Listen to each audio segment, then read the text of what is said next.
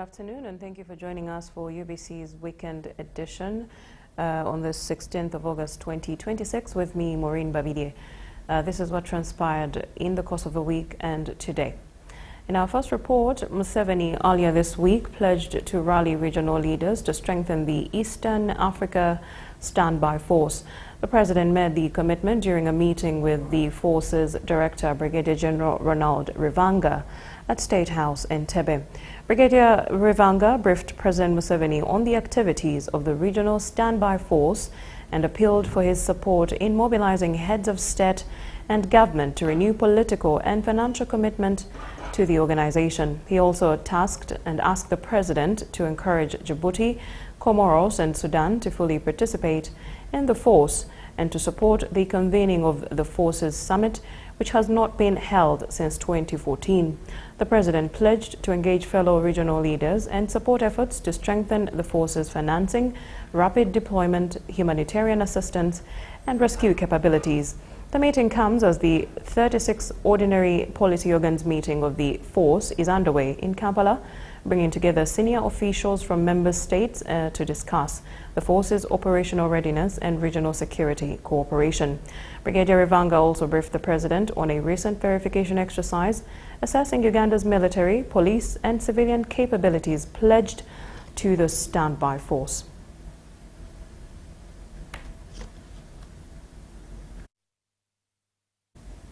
In more news, the first Deputy Prime Minister and Minister of East African Affairs, Rebecca Kadaga, called on members of Parliament to support the Food and Nutrition Bill and ensure that it is passed into law. Kadaga says the legislation will strengthen efforts to improve access to nutritious food, particularly for school children whose physical growth, brain development and academic performance depend greatly on proper nutrition. Take a look. Come together, you make sure that you use your numbers to get what you want in the bill. Because you can do it. You can do it and support a certain position which you think is going to be. She made the remarks during a conference organized by the Parliamentary Forum on Food and Nutrition to orient members of the 12th Parliament on the importance of food and nutrition. Kadaga urged members of Parliament and other stakeholders to make nutrition a national priority, saying investing in well-nourished children is critical to producing a healthy and productive generation of future leaders. Undernutrition, you have stunting, wasting, etc. Then you have obesity. Some children are now obese. That is also a problem. So one needs to take into account all those. So again, with using our local governments, I wish again that our structures could deal with the issues of food. She called on legislators to work together to ensure that Food and Nutrition Bill is passed, urging that a strong legal framework will help coordinate government efforts to address malnutrition and improve food security. The State Minister for Primary Education, Phyllis Chemtai, said nutrition is important at every stage of growth and development, particularly among school-going children. There is a school feeding program which is ongoing now by World Food Program, and this is specifically to the Karamoja region. The Karamoja schools are receiving food, and this food is specifically posho and beans. So we may still need to add more things. Chemtai stressed the need for government to strengthen programs that provide children with nutritious meals at school, saying hungry and poorly nourished children may struggle to concentrate and perform well academically. Meanwhile, Damali Sali, country director of the Global Alliance for Improved Nutrition Gain, called on stakeholders to pay attention not only to the quality of food produced, but also its nutritional value. As the food processors, the manufacturers, the retailers, the restaurants are all private enterprises that influence what food is produced, what food is processed, what food is marketed, what food is priced, and therefore what food is actually consumed. The stakeholders say passing the Food and Nutrition Bill would provide a stronger framework for addressing malnutrition and ensuring that nutrition remains central to Uganda's development agenda. Irene Faith Nantongo, Joseph Muingo, UBC News. Judge David Matovu of the High Court Criminal Division in Kampala earlier this week sentenced Tabula Lujja and Lujja Noah to death. The two pleaded guilty to the murder of the Ndiga clan head, Engineer Daniel Bossa Ruomwa, which occurred on the February 25th of 2024 in Chikandwa village, Lunguja in Lubaga Division, Kampala district. We have a report. The accused persons in the murder of the Ndiga clan leader, Engineer Daniel Bossa Ruomwa, include Tabula Lujja, Noah Lujja, Nachiguli Harriet, Nakabale Joseph, and Mayanja Ezra. When the case came up for plea taking before Judge David Matovu, the charges were read to all the 5 accused persons. Lujja Tabula and Noah Lujja, alias Fake, pleaded guilty to all the alleged offences. On the basis of their pleas of guilty, Judge David Matovu convicted them as charged. After the prosecution read all the facts of the offences, and they maintained their plea of guilty. The deceased stopped his vehicle and parked the vehicle and observed that the 2 persons on the motorcycle might be persons of wrong character. Yes. He was armed with a rifle and immediately shot the deceased. In the brief facts, Tabula Lujja admitted to being the mastermind behind the murder of the former Ndiga clan leader, Engineer Daniel Bossa Ruomwa, which he planned with his brother Serunkuma Enoch and nephew Noah Lujja, alias Fake. Tabula, who was shedding tears in court, asked for forgiveness from the widow Gladys Bossa, the Kabaka of Buganda and the president, saying that he had made a mistake. President nagezako kumetunde.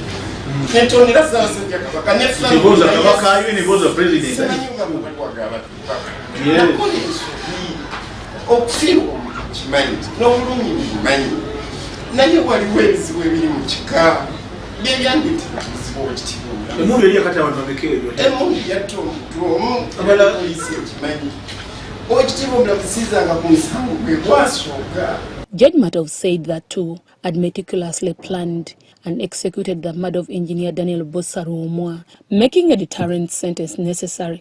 I therefore find that given the motive behind this murder and the various groups of people it affected, the pleas of leniency by the convict cannot be sustained, and I hereby pass the death sentence against A1 Lujja Bossa Tabula alias Lujja and A2 Lujja Noah alias Fake, who should be executed in the manner prescribed by the laws of Uganda, signed by immediate states.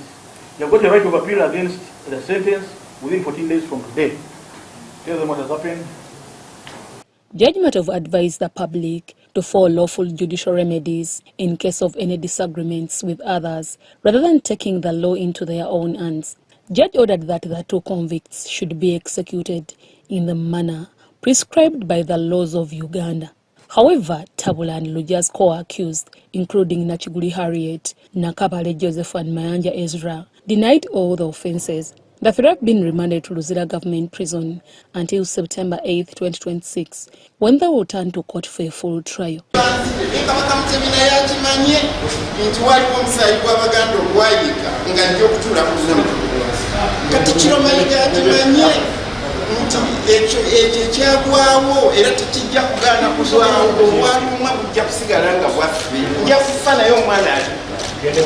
With the remaining accused persons, the prosecution alleges that between December 2023 and February 2024, planned and executed the murder of Engineer Daniel Bossa Ruomwa on February 25, 2024 at Chikandwa village, Lunguja, in Lubaga Division, Kampala district. Deborah Namamonde.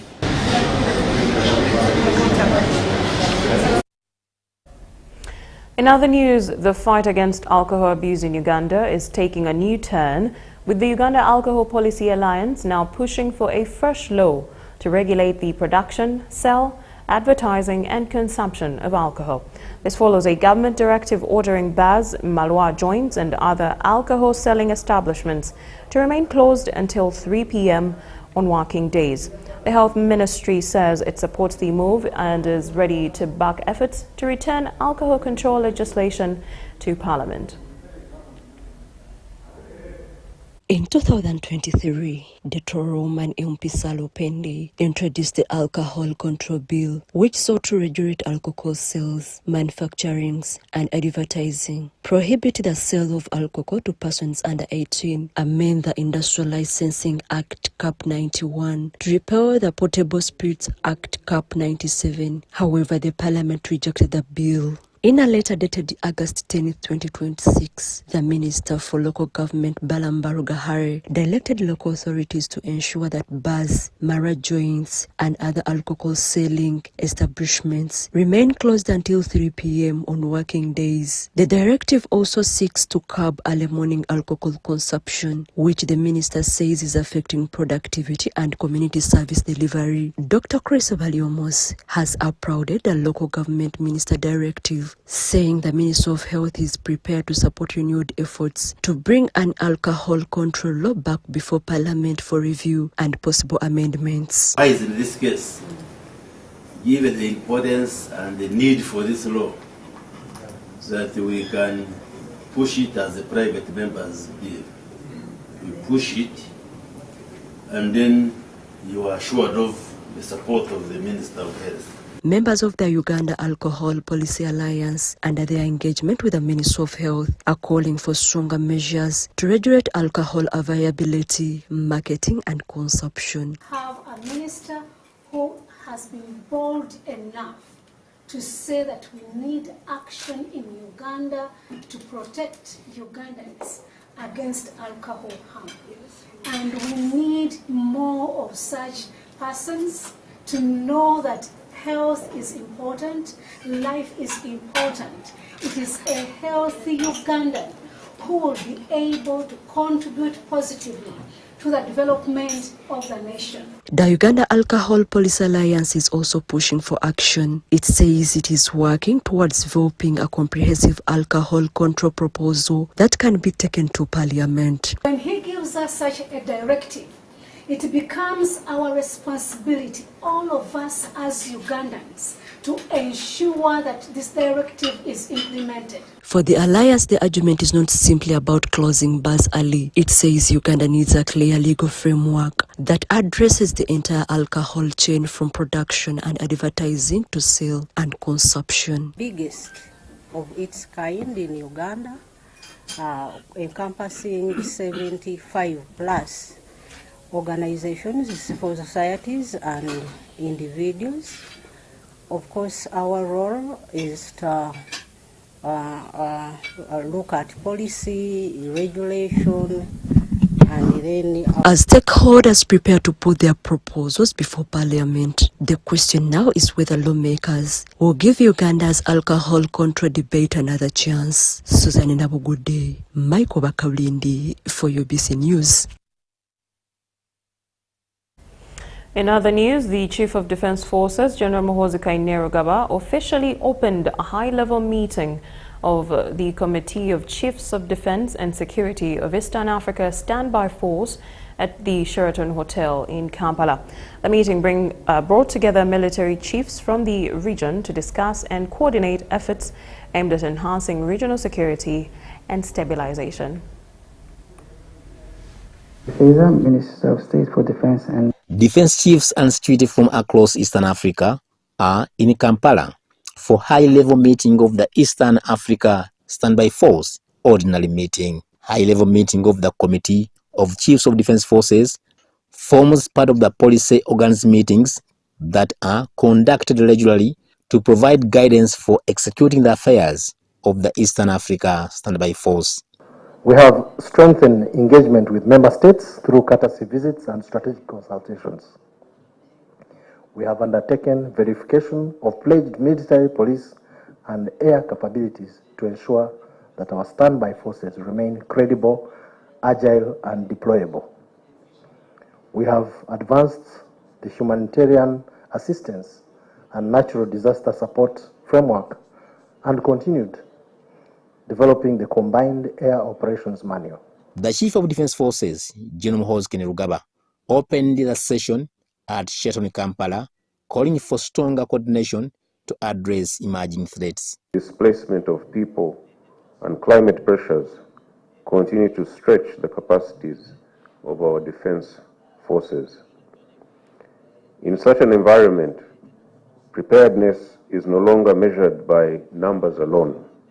It is measured by agility, interoperability, foresight, and the ability to respond decisively under uncertain circumstances.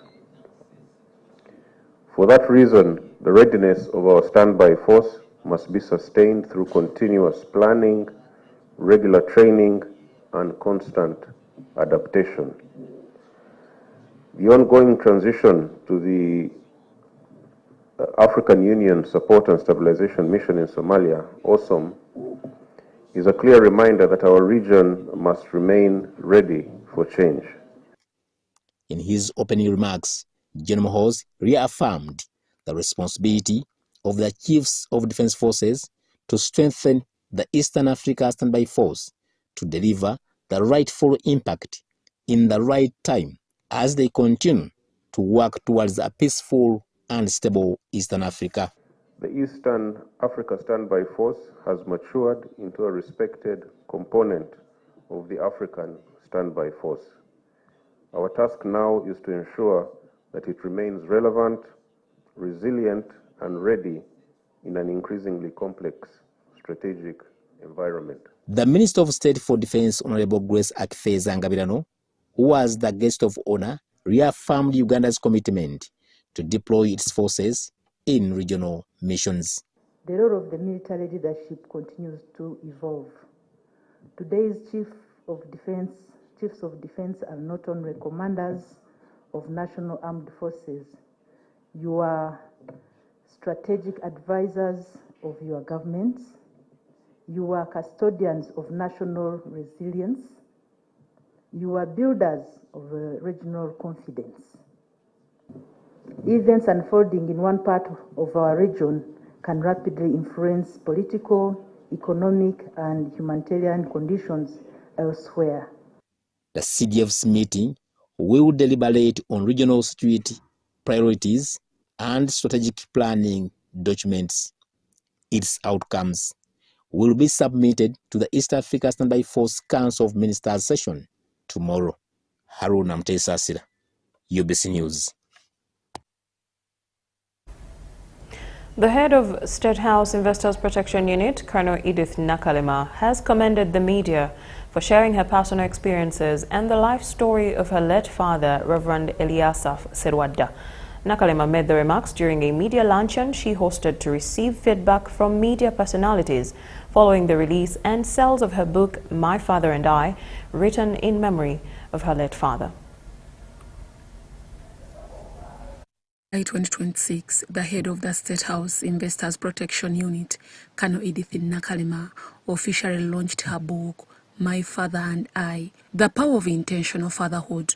The launch was presided over by the Vice President of Uganda, retired Major Jessica Alupo. The book pays tribute to Nakalema's late father, Reverend Eliasaph Serwadda, an Anglican priest and a community leader, highlighting his life and influence on her upbringing. This subject is about intentional fatherhood because in my view and the view of many, right from creation, trusting God, we know for sure that a man is the one that is given responsibility to co-create with God and to show direction and nurture values in his family, community, and the nation at large. With its insightful lessons, the book explores key themes of fatherhood, faith, discipline, family values and services, highlighting the lasting influence parents can have on the lives and character of their children.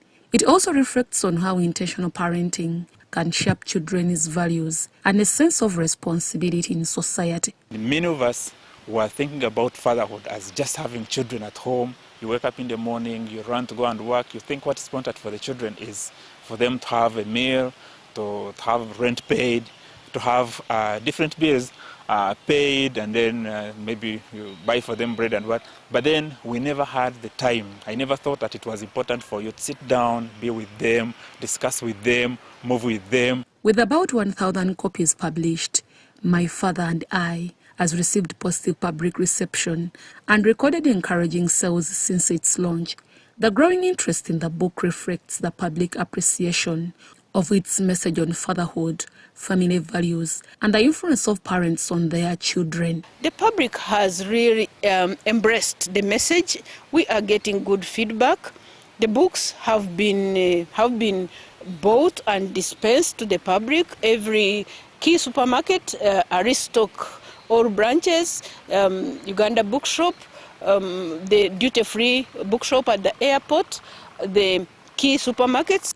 Kano Edith Nakalema has since hosted members of the media, commending them for their efforts in disseminating the book's far-reaching message to the public. Today's intention was getting feedback on how the media is dispensing the message about intentional fatherhood, which is a subject I'm very passionate about. Again, for me, I am always privileged to have been picked on by His Excellency the President, General Yoweri Kaguta Museveni, who I call my second father in this book, My Father and also Mama Janet Kata Museveni. The media shared feedback from the book. I also want to bring it to the times we are in, where you have moral degeneration completely. So when you read the book, it gives you the mandate as a young father to find purpose in your family, to find reason as to why you should, one, provide, but also care for the people you're providing for. Everybody is unpacking the book based on how they have perceived it, and it's because it's actually amazing that it has touched many lives. Because even me, to make a statement that I made right now, a few minutes ago, about being present, it was never clear in my mind like that. I knew it, but I couldn't point my finger at what it really is. From the public, I think many of the people in the public believe that the theme, intentional fatherhood, resonates with their lives and their intentionality with their lives.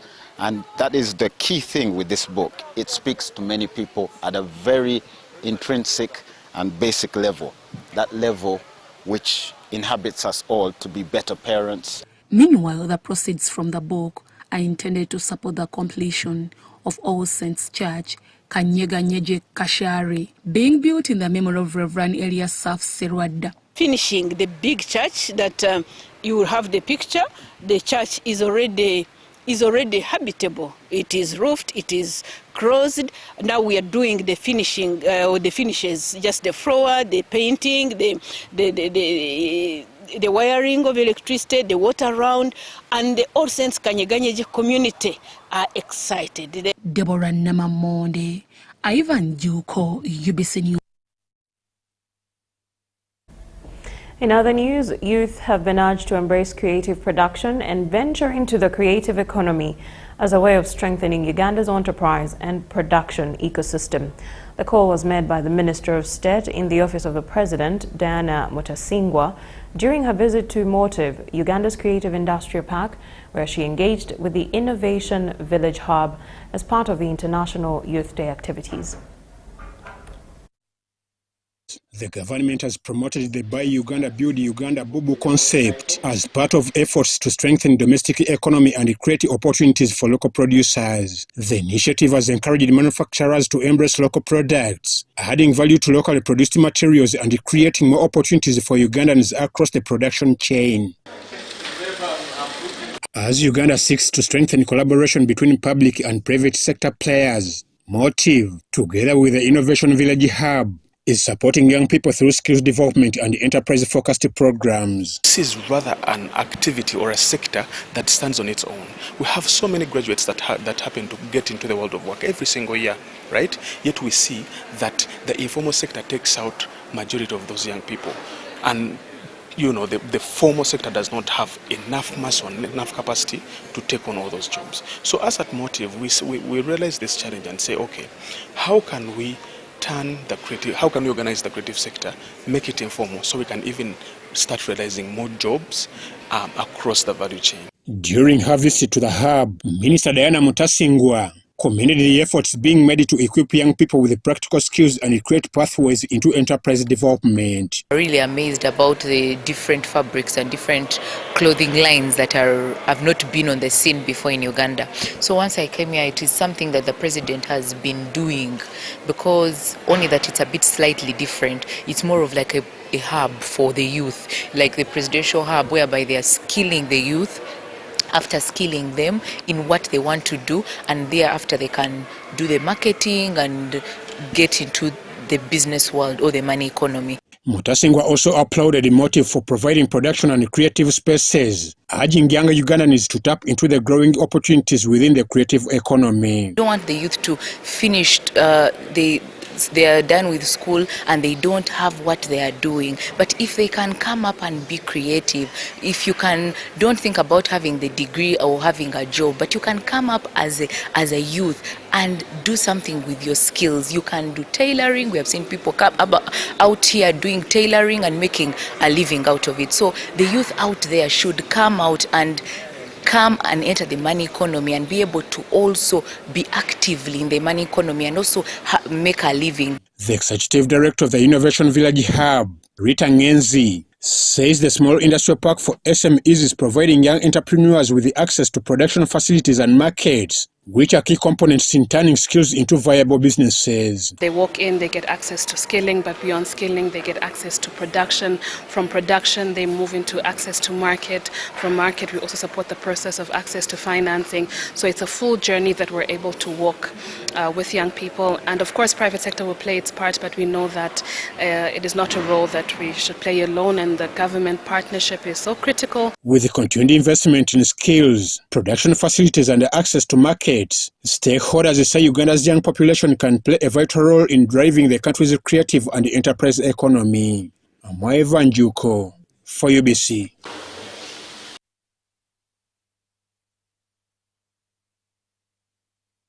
The Busoga Kingdom Premier Joseph Muvawala has urged Ugandans not to undermine comedians, but instead recognize their contribution to society and community development.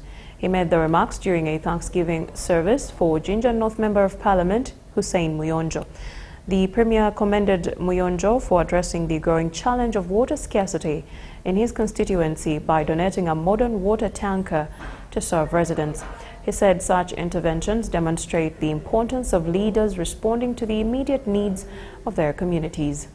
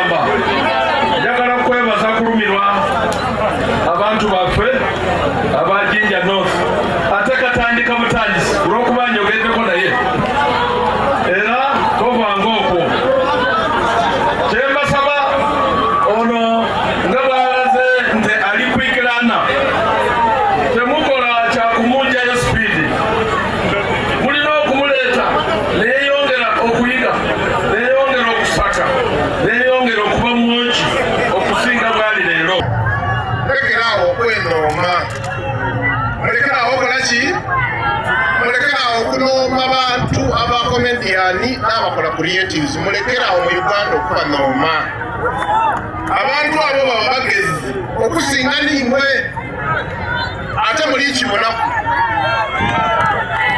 wakalonda komediani byali kola biri kusinga abo bali mulooza nti basoma ino.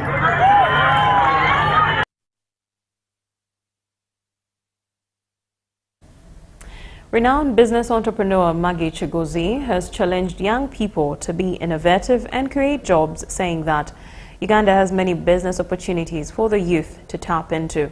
She says developing countries like Uganda need a strong muscle of young people who are creative and innovative. According to the National Human Resources Survey conducted by Uganda Bureau of Statistics, only 20% of the population can find jobs in the public sector. It is against this backdrop that renowned business entrepreneur Maggie Chigozi challenged the young people to be innovative and create jobs, adding that Uganda has a lot of business opportunities. Maggie Chigozi was officiating at the 6th graduation ceremony for students who have completed the Ontario Secondary School Diploma at Brownston Canadian Academy, Kampala. 80% of you better look for something to do. What else can you do? Okay, you got your education. If you do get a job, be the best at it. We just heard from the parents. How do you think she got to where she is? She's very good at her job. So if you have a job, however boring it is, because some jobs are really boring, be very good at it. Okay? Learn, ask questions, keep on improving your skills. The Ontario Secondary School Diploma is a pre-university qualification that is recognized globally. Many of these students eyeing to study abroad have been challenged to be focused and become citizens who can meaningfully contribute to the country's development. As young people growing up in Uganda, most of us are based here, you have a unique opportunity. You are part of a generation that can contribute to the development of our country and to the wider world. Uganda needs young people who are educated but principled. Uganda needs young people who are ambitious but humble. Uganda needs people who are innovative but responsible. But the job market does not care about your academic excellence. The world does not owe us any living.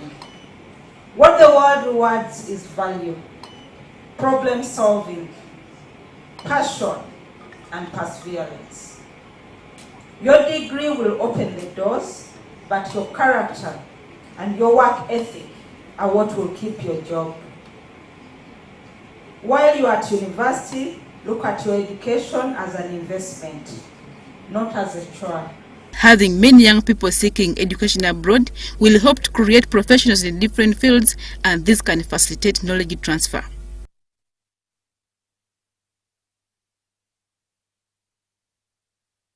Relatedly, youth have been urged to remain resilient, patient and hardworking to sustainably develop their communities. This has been said by Professor Sarah Sali, the Deputy Vice-Chancellor, Academic Affairs, Makerere University, during the launch of a book titled Wings from Ashes at National ICT Hub in Nakawa. Makerere University Deputy Vice-Chancellor Professor Sarah Sali urged young people to remain resilient, patient and hardworking as they pursue their goals and contribute to sustainable community development. So there is no social security, but how can we work with what exists? You see how in the story Mia's mother works with his women, they begin saving, and finally they are able to transform.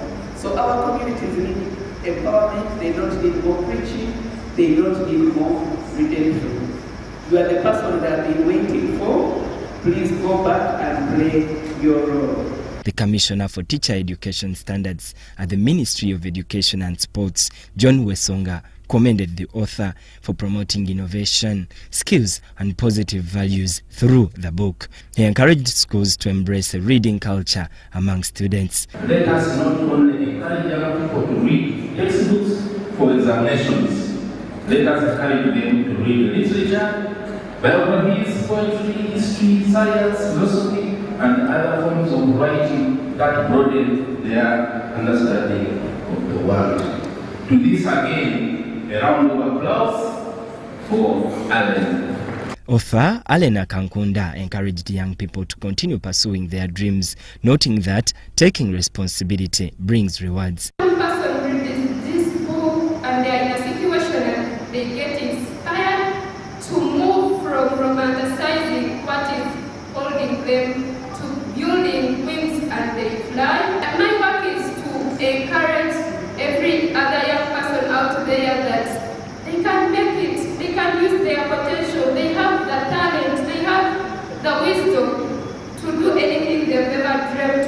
Panelist Crispas advised the youth to seek knowledge and guidance from the mentors and rise above the limitations within their communities. Young people, I encourage you to seek knowledge, seek makers, develop your abilities, and never allow the current circumstances to define your future, mostly those spirit universities. Education sets individuals progressively contributes to the economy economically, to society socially, to a democratic republic politically, and to everyone professionally. I'm Benon Mokwaya with Viola Nabasta for UBC. In a new development, the Bishop of Luweero Diocese, Reverend Wilson Chiseka, cautioned government officials against what he described as intimidation of school administrators during inspections and monitoring of government-aided schools in Luweero District. We have a report. That receive government support.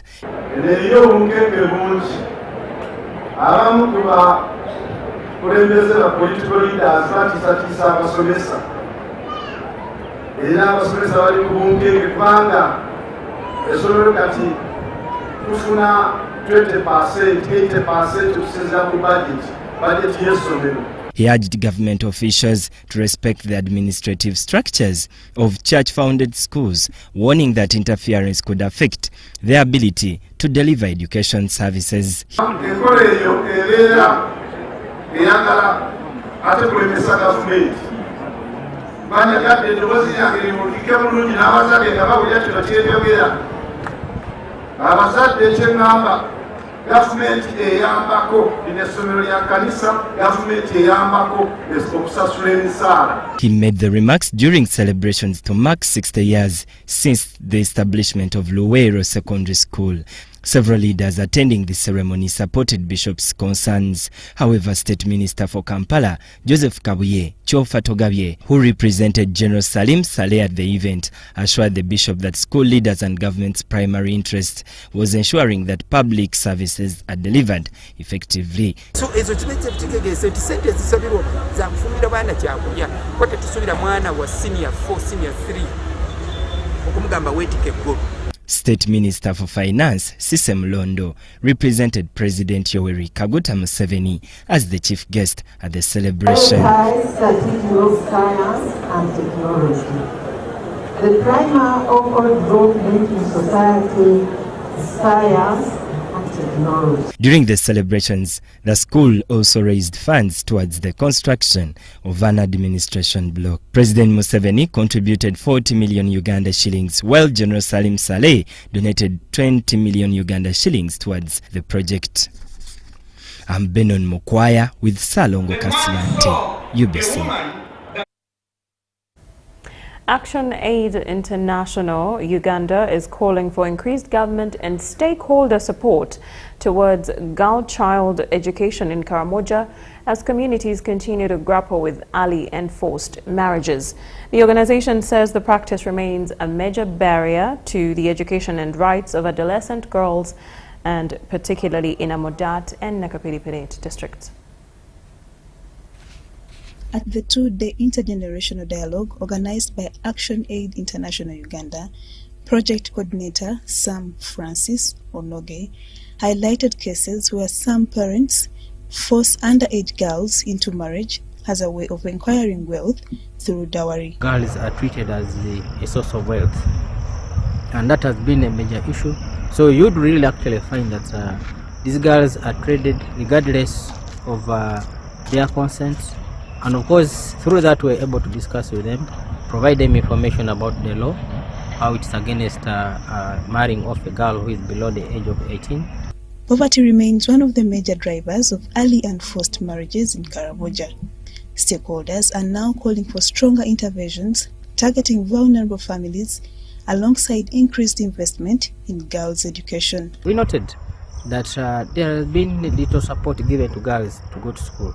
And a primary school that was allowed in Loring, whereby turn-up of the children is totally too low, simply because even members of the management committee, PTA committee are not actually supporting education. To ensure to keep children in school, both a girl child and a boy child, and also to provide all the necessary health services. Leaders in Katabok sub-county in Amudat district say prioritizing girl child education, empowering families and strengthening community sensitization can help eliminate the practice. The only way we can end this issue of early marriage is by taking our children to school. For example, in Katabok we have 4 primary schools. Of which these 4 primary schools, there are few children in these schools. Tell mobilize children to go to school irrespective of boys or girls. Let them all go to school. The challenge of teachers is going to be sorted out, but let these children first go to school. Action Aid International Uganda cites how the intergenerational dialogues are intended to bring together different generations to identify harmful practices and develop community-based solutions.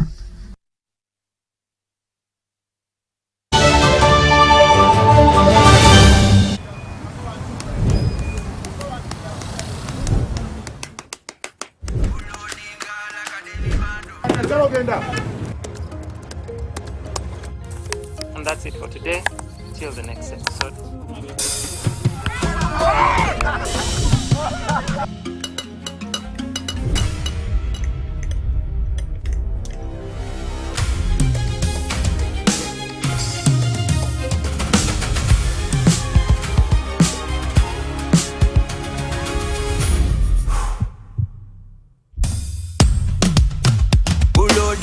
Like a daily bando, like a daily bando, like a daily bando. Omuliro nguwulira muli mu mutima kukankana like drums. Kalakata, kalakata, enendungu ya kusabula. Mikono juu, free of fire, free of fire, free of fire.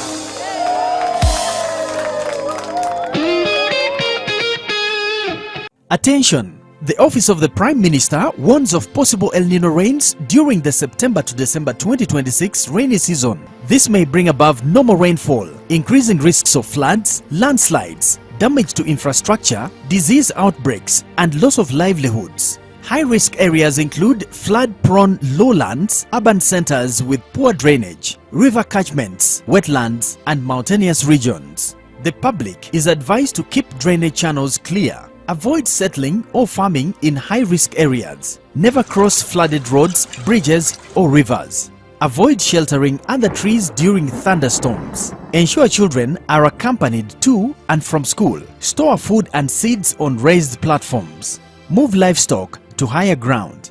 Prepare emergency supplies including safe water, food, and medicines. Stay alert to weather forecasts and early warnings, and evacuate early when advised. This message is brought to you by the Office of the Prime Minister. Hello. Ensebo mwami mukasa. Mutyaneyo. Yono broka. Yenze broka wa mayumba. Bangambye ne nyumba za mwenunjiko. Kituufu. Oyagala bisenge bimeka? Nga bisatu. Ebbeeyi bagigambye? Bangambye saa 5. Nedda 7 zaali nnyamuuko. Lwaki? Anti langi gye tusiigisa ya mulembe. Nti ne valiyo y'ekitundu yalinnya. Musiigisa ki? Global Paints. Mutya. Ku siiringi tukozesa Global Mat. Ate munda ne tukozesa Global Silk Vinyl. Singa kwetaga wabweru. Wabweru tukozesa Global Weather Coat Emulsion. Kusiiga gye musiiga. Ogwo omutindo ogusasulira sente zonna. Guli wumite. Global Paint, a reliable product.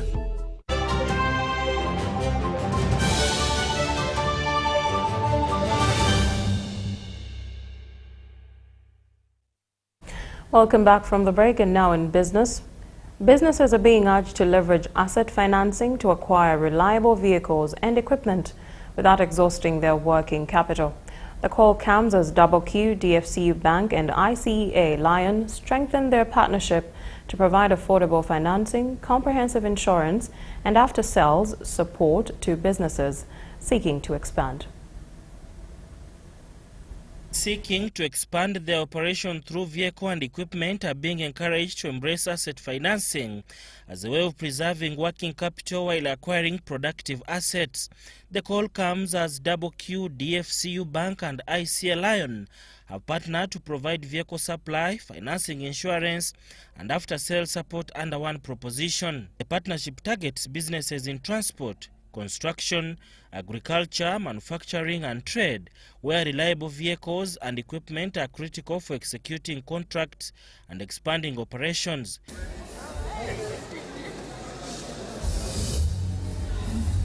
DFCU Bank says high upfront costs have remained a major barrier to businesses seeking to build or expand their fleets. Through the partnership, qualifying customers can access up to 90% financing for commercial vehicles, while some personal vehicle purchases can attract up to 100% financing with flexible repayment periods of up to 7 years. Through our partnership with Double Q and ICA, customers will have access to vehicles, to equipment, to financing and insurance within a single proposition. Qualifying commercial customers, as mentioned by the panel and by Gloria, can get up to 90%, and for the smaller vehicles, for the individuals, you can get up to 100%. The assets that Double Q is selling, some of them are electric vehicles, and they do away with fuel. Some of them are hybrid, they use both fuel and electricity. So in us financing those assets, we are contributing to the green financing in this country. Double Q is also encouraging businesses to shift from commercial used vehicles to new zero-mileage trucks, which can reduce maintenance and spare part costs. The company showcased electric and plugged-in hybrid vehicles as an alternative mobility solutions amidst rising fuel costs. We want to build a long-term relationship with our clients, supporting their throughout ownership of journey through professional services, general spare parts, technician supports, and manufacturing part warranty. We also recognize that Uganda's business are an important engine of economic growth. Chibuka Ambrose, the CEO of ICA Lion, noted that comprehensive insurance will protect customers' investments with packages including vehicle tracking and competitive insurance rates. Every asset carries financial value and operational importance. A vehicle that is financed but not adequately protected represents an unmanaged risk. So we don't want people in the transportation sector, those who have just bought their brand new Tag 500, to worry when the driver calls and says, I've just rolled the car. That should be a small inconvenience, not a disaster. And we sort that out through comprehensive insurance. 20 vulnerable young people, mainly young women from communities around Muyenga, have been enrolled in a 6-month skills development program aimed at helping them acquire practical skills and improve their livelihoods. The program is a partnership between the Standard Chartered Bank Uganda, Rotary Club of Muyenga, Tank Hill and Einstein Rising, who will train the beneficiaries in tailoring, garment production and entrepreneurship. For many young people, lack of practical skills, capital and access to markets remain a major barrier to earning a sustainable income. It is against this background that Standard Chartered Bank Uganda, in partnership with the Rotary Club of Muyenga, Tank Hill and Einstein Rising, has launched the 2026 cohort of Skills for Change program. The 6-month initiative is targeting 20 vulnerable youth from communities including Chikuba Mutwe, Namunga and Kansanga. The beneficiaries will be trained in tailoring, garment production and entrepreneurship, with a focus on helping them turn their skills into sustainable sources of income. Sharing the word, but also to see them grow financially and just be able to support their families, because that also really brings joy to the body of Christ. To further support the beneficiaries after training, each participant will receive a tailoring machine starter kit to enable them to establish or strengthen income-generating ventures. Standard Chartered Bank Uganda says the program is part of its efforts to promote economic inclusion, particularly among young women and underserved communities. To the tune of 25 million Ugandan shillings to the Rotary Club Muyenga, but also to Einstein Rising. This donation is meant to upskill young women and men in regards to tailoring skills, but also to help them become better entrepreneurs. I think we find that, of course, there's a lot of unemployment in Uganda, and anything that we can do to curb this is quite important to us as Standard Chartered. We are for promoting financial inclusion, which is also part of the national development plan of the government, to include more people and grow people's wealth within the country. The Rotary representative highlights organization role in supporting skills development and economic empowerment within the community. Program of Skill for Change to empower ladies, to empower youth into permanent independence. A way of appreciating and giving back to the community. The beneficiaries share their experiences, expectations, and how they intend to use the skills acquired to improve their livelihood.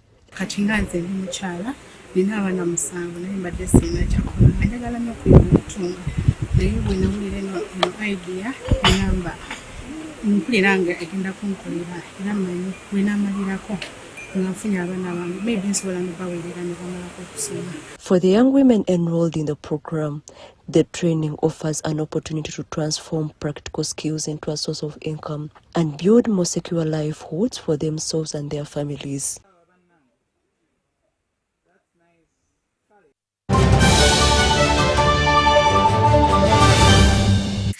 The parent is Tuliahewa Dixon. And the child is Tuliahewa Esther.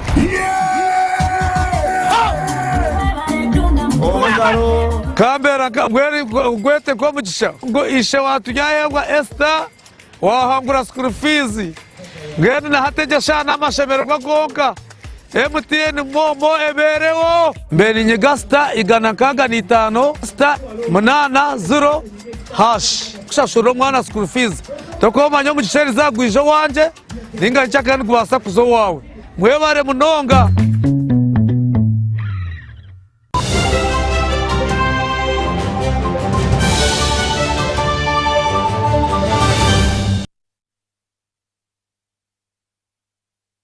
And now in sports, parents have been urged to give their children opportunities to discover and develop talents which will help them shape their future.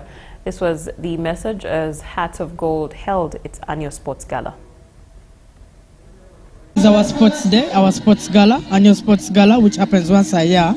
We're here to showcase that apart from class and school activities, we have co-curricular activities. And our children are participating in all these activities. They are very active. They are very good, they are confident, and they are winning. Sports Day is a very good thing. The parents get to see what their children are capable of, and also their children gain more and more confidence to go out there in the world and be competitive. Oh, we have the bottle filling.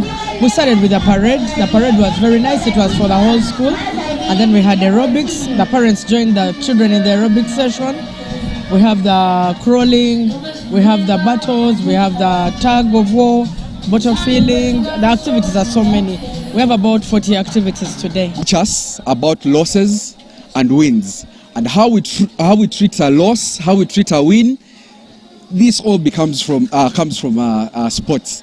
So I want to cheer on every parent who has made time to come through to support their children, just like me. If you can see my dress code, we've not come to chill, but we've come to support and energize these children, to make them feel at home, to energize them, because this is part of life. If you notice, most of the leaders in this world we have, at some point they were involved in sports. So sports is a very key element in a child's life, but even as parents, it's a time for us to chill, you know, to bring out the child in us, you know, shout, jump. So it is a fun day. We thank you, the management of Hearts of Gold Elementary School, and please, may you do this again and again. Meanwhile, educationists have called on schools to prioritize sports alongside academics, saying sporting activities help children develop discipline, teamwork and resilience.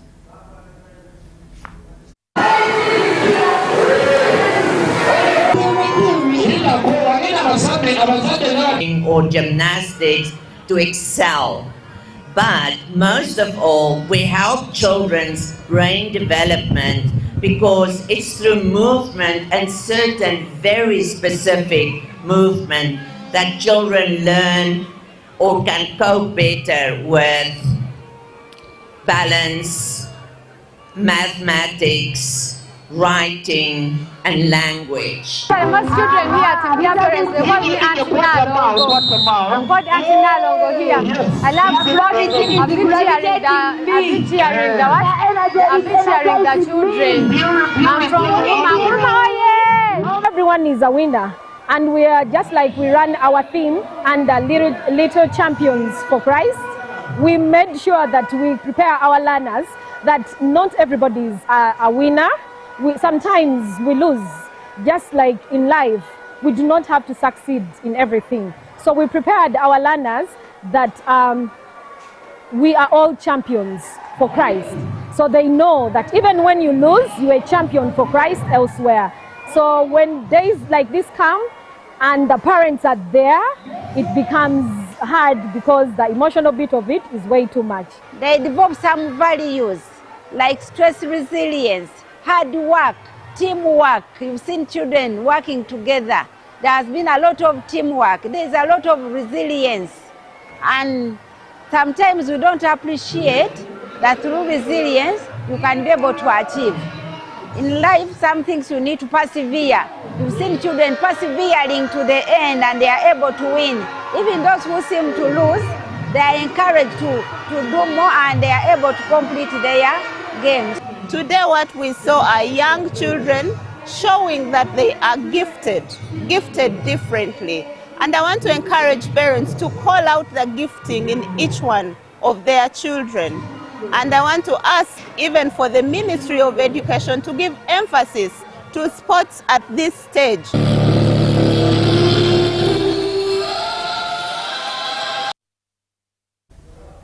Parents and educationists have been called upon to encourage their talented children to embrace the love for sports and games for the betterment of their future. Sister Mary Grace Okiror from the Office of the President was presiding over the annual Sports Day at Seta Junior School in Mukono. In the efforts to promote games and sports in schools, schools are working tirelessly to promote various sporting activities to enable the country in the future develop in sports. This follows Seta Junior School Mukono in partnership with Mechanical Presidential Initiative, working together to train talented children, especially bikers. This was during the annual Sports Day at Seta Junior School on the theme Play Today, Lead Tomorrow. And now you can see them on the parade. This builds up a child up to a certain level. 4 houses competed in this year's competition, and Power Tigers House won the trophy with various sports activities in school. Sister Mary Grace Okirol from the Office of the President advised the educationists and parents to work together to encourage talented children to love sports and games for the betterment of the future. Probably this is how we are going to have very good citizens. It's a very special day because you have had 4 houses all competing in different sports activities. This year's annual Sports Day at Seta Junior School Mukono aimed at developing sports and games. Benon Mukwaya, Salongo Kasivante, UBC TV.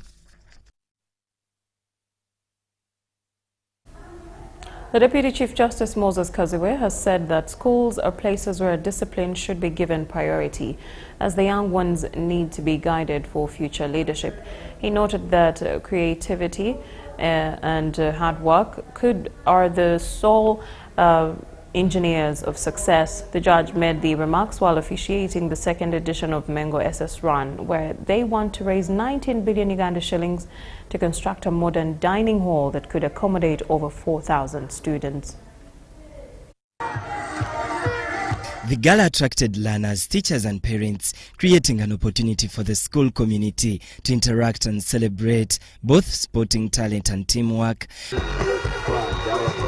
According to Moses Kataza, a senior educationist at King's Schools Kabowa, participation in sports enables learners to build their discipline, teamwork, confidence, leadership and perseverance, while also promoting physical well-being. So at King's Schools, we cherish skills development. That's why we take games and sports as part and parcel of our day-to-day activities. Parents as well participated in the sporting activities, demonstrating the role families play in supporting children's development beyond paying school fees. Is what they call holistic development of a child. They are both in class, they are also outside, meaning that for every God-given talent that they have, it has been unearthed in this sports gala. Joseph Mary Chigundu, the proprietor of King's Schools Kabowa, thanked parents for embracing the sports gala. I've seen how parents have connected with each other. This sports has united us. With learners taking part in the activities aimed at promoting physical fitness, teamwork and healthy competition, the gala also reinforced the school's commitment to holistic education, where the state of New Delhi took lead in the activities. I'm Benon Mukwaya, UBC News.